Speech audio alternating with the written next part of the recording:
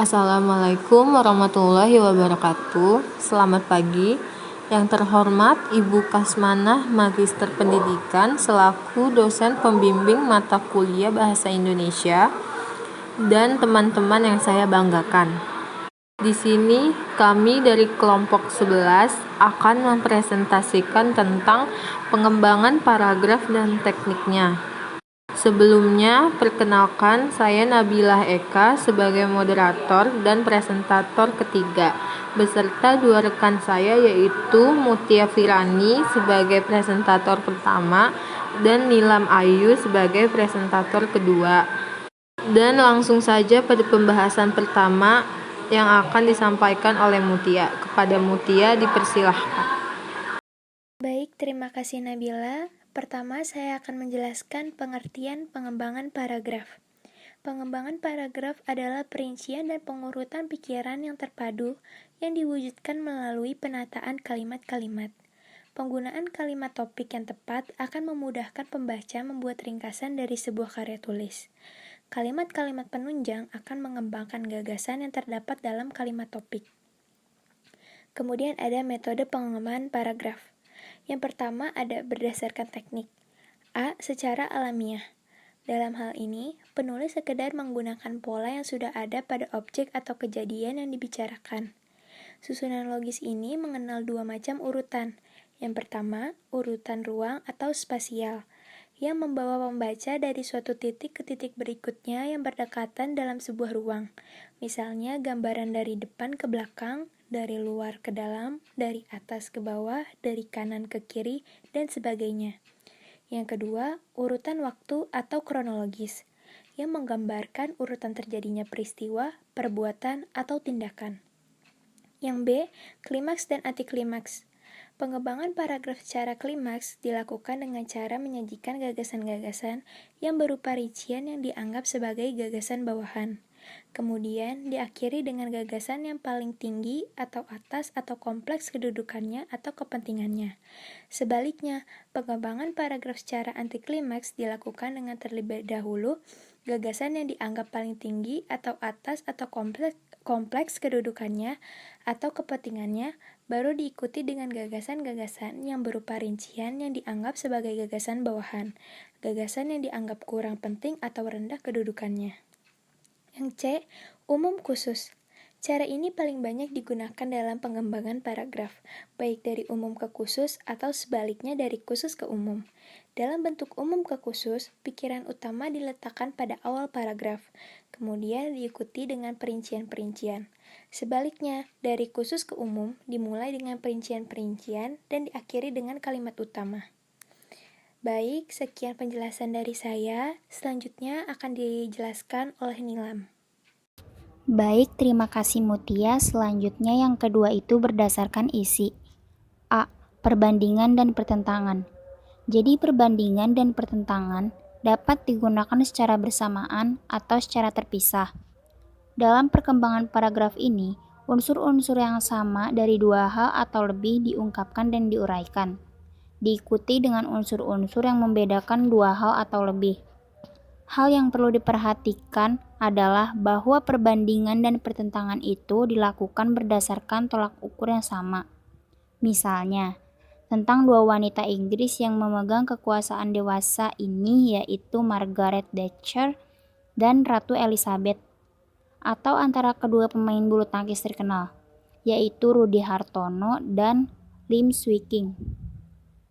Dapat juga dibandingkan, misalnya, antara jurusan Bahasa Inggris FPBS IKIP Jakarta dengan jurusan Bahasa Inggris Fakultas Sastra Indonesia. B. Analogi. Jadi, analogi biasanya digunakan untuk membandingkan sesuatu yang sudah dikenal umum dengan yang tidak atau kurang dikenal umum. Gunanya untuk menjelaskan hal yang kurang dikenal. Contohnya, belajar matematika butuh ketelitian, apalagi ketika mempelajari beberapa bab tertentu yang butuh tingkat ketelitian yang tinggi. Sama seperti kita mencari jarum di tumpukan jerami, ialah hal yang susah, namun bukanlah mustahil jika dilakukan dengan penuh semangat dan konsentrasi. C. Sebab akibat. Hubungan kalimat dalam sebuah paragraf dapat berbentuk sebab akibat.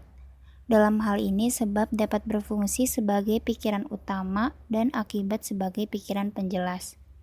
Dapat juga sebaliknya, akibat sebagai pikiran utama, dan untuk memahami akibat ini dikemukakan sejumlah penyebab sebagai perinciannya. Contohnya, pertama kali pindah ke kota, ia adalah anak yang baik. Tahun pertama ia masuk kuliah, ia mulai merokok. Malam minggu kumpul di tempat tongkrongan langganan, disuguhi minuman beralkohol, mulailah mabuk-mabukan. Kini rokoknya diganti dengan lintingan ganja. Uang transport sering dipakai beli ganja. Kuliah sering bolos.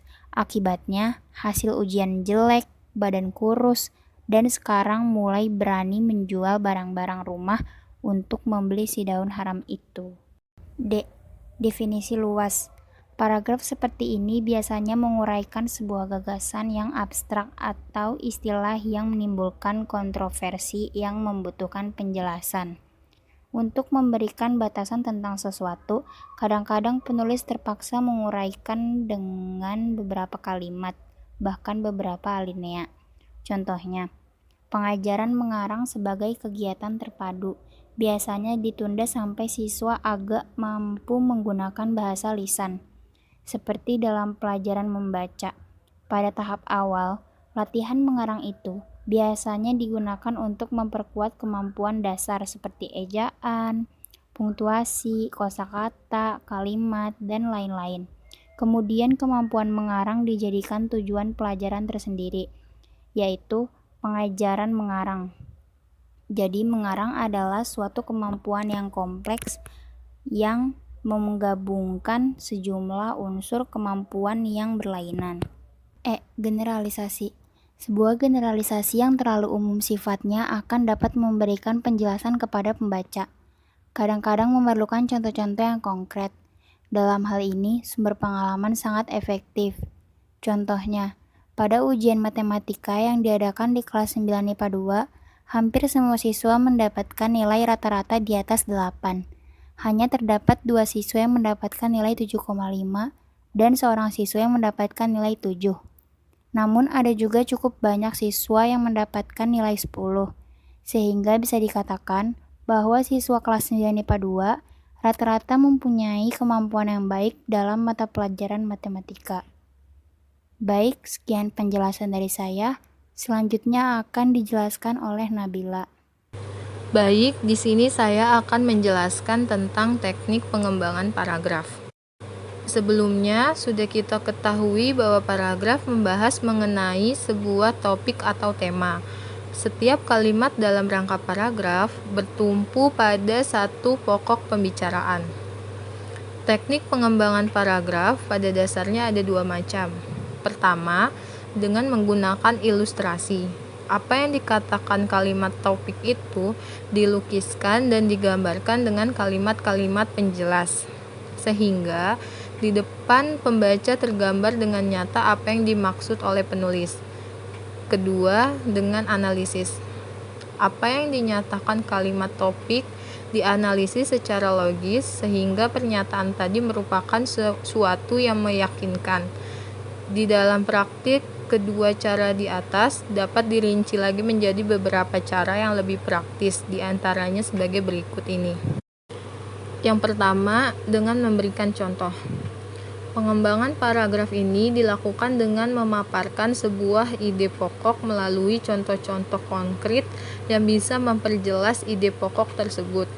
Contohnya, kegiatan KUD di desa-desa yang belum dewasa sudah dicampuri oleh tengkulak-tengkulak. Kadang-kadang bukan lagi memantau lagi namanya, tetapi langsung ikut serta menentukan harga gabah penduduk yang akan dijual ke koperasi tengkulak.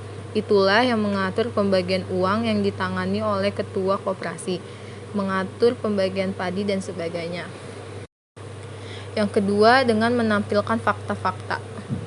Pengembangan paragraf dengan cara ini mula-mula dikemukakan pendapat umum yang menjadi pikiran pokok, kemudian kalimat-kalimat penjelas yang merupakan fakta-fakta yang meyakinkan pendapat tersebut. Contohnya, Mahasiswa jurusan MIPA Unindra termasuk mahasiswa yang rajin bekerja. Kegemaran mereka melakukan penelitian terlihat dengan jelas. Setiap hari Senin, mahasiswa wanita mengumpulkan dan membuat materi di kelas, sedangkan mahasiswa laki-laki sibuk pula menyurvei lokasi. Yang ketiga, dengan memberikan alasan-alasan. Alasan-alasan yang digunakan untuk mengembangkan paragraf jenis ini dapat berupa sebab akibat atau akibat sebab.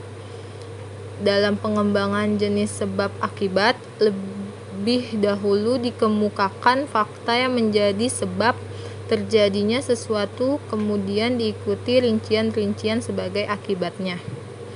Dalam hal ini, sebab merupakan pikiran utama, sedangkan akibat merupakan pikiran-pikiran penjelas. Contohnya adalah ketidakjelasan dalam mengemukakan pendapat atau maksud penulis atau pembicara kepada pembaca atau penulis dapat mengakibatkan terjadinya konflik.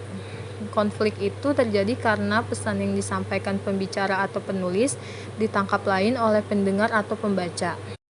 Yang terakhir, yang keempat, dengan bercerita.